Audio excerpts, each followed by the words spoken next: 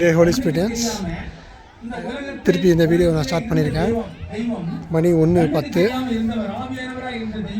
நான் ஆல்ரெடி 8 மணிக்கு ஒரு வீடியோ எடுத்தேன், 10 மணிக்கு ஒரு வீடியோ எடுத்தேன். இப்போ 1:10க்கு எடுத்திருக்கேன், 1:10. ஸோ இப்போ நம்ம இடத்துல எத்தனை பேர் இருக்காங்கன்னு நீங்கள் பாருங்கள். நாங்கள் ஏன் இங்கே ட்ரஸ்ட் ஆரம்பித்தோம், ஏன் இங்கே ஊழியம் பண்ணுறோம், ஏன் இங்கே டியூஷன் சென்டர் ஆரம்பித்தோன்றது உங்களுக்கு இப்போ தெரியும். நீங்கள் பார்க்க போகிறீங்க. உலகம் முழுவதும் உள்ள எல்லா மக்களும் இந்த செய்தியை, இந்த கிறிஸ்துமஸ் பிறப்பை கொண்டாடுகிறார்கள். மன மகிழ்ச்சியின் நாளாய் கொண்டாடுகிறார்கள். ஸ்தோத்திரம்.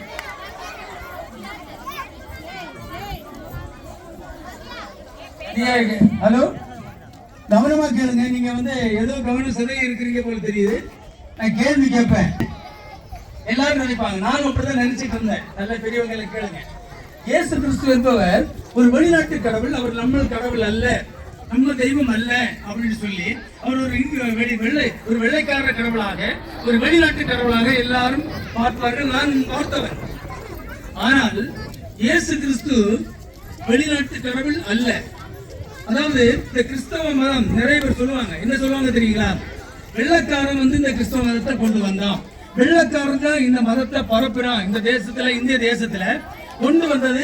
ஒரு வெள்ளைக்காரன் எப்ப ஆட்சிக்கு வந்தாரு, 300 வருஷம் அதுக்கு முன்னாடி வந்த நாட்கள்ல தான், அதுக்கப்புறம் தான் இந்த கிறிஸ்தவ மதம் வந்தது, இந்த கிறிஸ்தவ மார்க்கம் வந்தது அப்படி சொல்லி எல்லாரும் அப்படி நினைச்சிட்டு இருக்காங்க.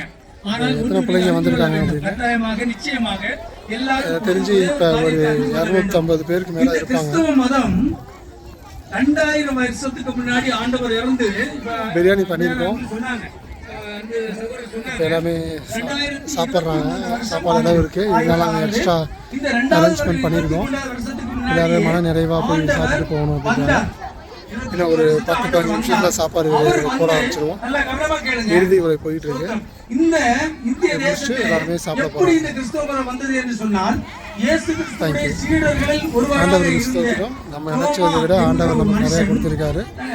இவங்க எல்லாத்தையும் நூற்றாண்டிலே சமாதானமாக போவதற்கு ஆண்டவர் கொடுத்திருக்காரு. இந்த இந்திய தேசத்திலே கிபி 58ஆம் நூற்றாண்டுல